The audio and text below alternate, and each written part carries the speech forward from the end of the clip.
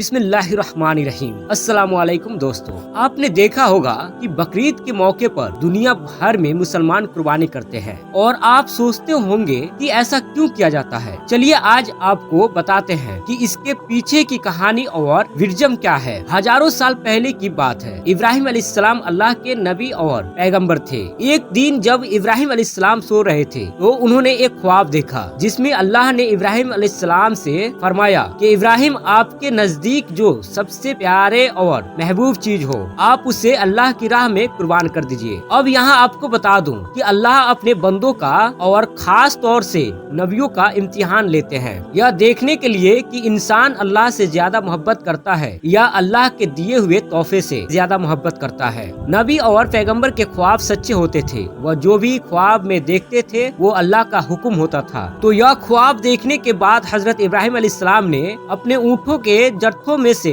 100 ऊँट कुर्बान कर दिए। आज के जमाने में यह 100 कीमती गाड़ियाँ सैक्रिफाइस करने के बराबर है। इब्राहिम अलैहिस्सलाम ने सोचा कि जो अल्लाह ने उन्हें हुक्म दिया था वो पूरा हो गया, पर जब रात को वो सोए तो उन्हें फिर से यही ख्वाब आया। इसलिए इब्राहिम अलैहिस्सलाम ने अगले दिन 200 ऊँट अल्लाह की राह में कुर्बान कर दिए। लेकिन अगली रात फिर से उन्हें वही ख्वाब आया जिसमें अल्लाह ने उनसे उनकी सबसे पसंदीदा चीज कुर्बान करने का हुक्म दिया। अब इब्राहिम अलैहिस्सलाम सोच में पड़ गए कि आखिर अल्लाह उनसे किस चीज की कुर्बानी चाहते हैं। फिर उन्होंने सोचा कि इस दुनिया में सबसे अजीज चीज मेरे लिए मेरा बेटा इस्माइल है। आपको बता दूं कि इब्राहिम अलैहिस्सलाम को पूरी जिंदगी दुआएं मांगने के बाद 80 साल की उम्र में औलाद हुई थी और वो थे उनके बेटे इस्माइल जो उन्हें बहुत ज्यादा अजीज और महबूब थे। इब्राहिम अलैहिस्सलाम समझ चुके थे कि दरअसल अल्लाह ताला ने उनसे उनके बेटे की कुर्बानी मांगी है। अल्लाह ये देखना चाहता है कि इब्राहिम अलैहिस्सलाम अपने बेटे से ज्यादा मोहब्बत करते हैं या अल्लाह से।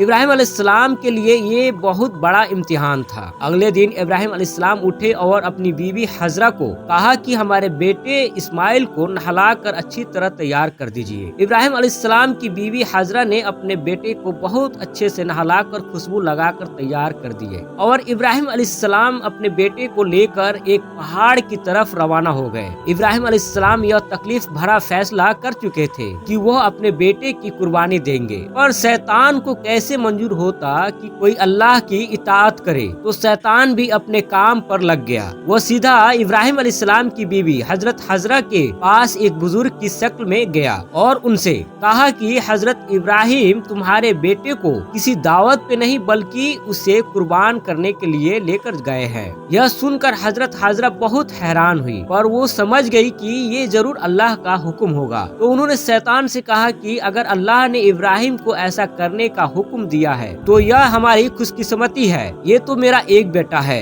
अगर मेरे इस्माइल जैसे 1000 बेटे भी होते तो मैं खुशी खुशी उन्हें अल्लाह की राह में कुर्बान कर देती। सोचिए एक माँ के लिए यह कहना कितनी बड़ी बात है। जब शैतान हजरत हजरा को भड़काने में नाकाम हो गया तो सीधे उनके बेटे इस्माइल अलैहिस्सलाम के पास गया और कहने लगा कि तुम्हारे बाबा तुम्हें किसी दावत पे नहीं बल्कि तुम्हें कुर्बान करने के लिए लेकर जा रहे हैं। जवाब में इस्माइल अलैहिस्सलाम ने कहा कि अगर यह अल्लाह का हुक्म है तो मेरे लिए इससे बड़ी क्या खुशनसीबी की बात है कि मैं अल्लाह की राह में कुर्बान हो जाऊं। 13 साल के बच्चे में इतनी समझ और बहादुर होना कितनी बड़ी बात है। यहाँ भी जब शैतान नाकामयाब हो गया तो वह इब्राहिम अलैहिस्सलाम को भड़काने की कोशिश करने लगा कि तुम्हें ये बेटा इतनी मन्नत से मिला है, अगर तुमने इसे कुर्बान कर दिया तो बुढ़ापे में तुम्हारा सहारा कौन बनेगा, और अगर अल्लाह ने यह कुर्बानी भी कबूल नहीं करी तो तुम्हारा कितना बड़ा नुकसान हो जाएगा। ऐसा मत करो। शैतान हर तरह से उन्हें बार बार बहकाने की कोशिश करता रहा और गुस्से में आकर इब्राहिम अलैहिस्सलाम ने शैतान को पत्थर मारे। यही वजह है कि जब लोग हज पे जाते हैं तो शैतान को आज भी कंकड़ी मारते हैं और ये हज के अहम अरकानों में से एक है। शैतान के जाने के बाद इब्राहिम अलैहिस्सलाम ने अपने बेटे को सारी बात बताई तो इस्माइल अलैहिस्सलाम ने फरमाया कि बाबा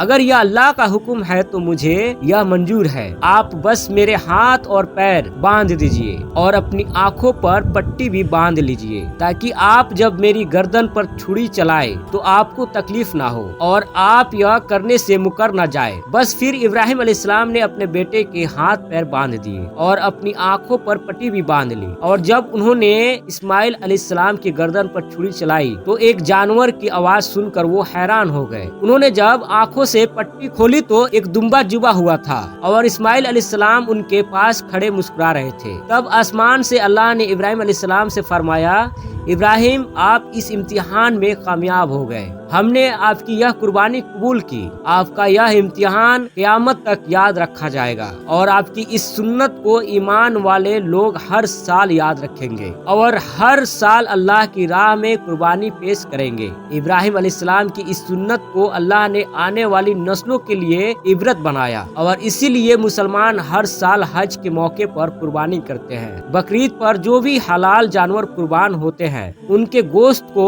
3 हिस्सों में बांटा जाता है। पहला हिस्सा गरीबों और मस्कीनों में बांटा जाता है, दूसरा हिस्सा रिश्तेदारों में दिया जाता है और तीसरा हिस्सा खुद अपने घर में रखा जाता है। आपको यह पता होना चाहिए कि बकरीद के मौके का गरीब लोग साल भर इंतजार करते हैं, क्योंकि यही साल का इकलौता मौका होता है जब उन्हें गोश्त खाने का नसीब होता है। बकरीद का यह फेस्टिवल दुनिया भर में भूखमरी मिटाने का एक जरिया है। हज के इन 10 दिनों में की गई नेकियां अल्लाह को साल भर की गई नेकियों से ज्यादा पसंद है। इसलिए हज के इन दिनों में हमें ज्यादा से ज्यादा नेकियां करने की कोशिश करनी चाहिए। उम्मीद करता हूँ आपको वीडियो पसंद आई होगी, तो इसे लाइक, शेयर और सब्सक्राइब जरूर करें। मिलते हैं फिर अगली वीडियो में, तब तक के लिए अल्लाह हाफिज। अल्लाह आप सबको अपने हिफ्ज़-ओ-अमान में रखे।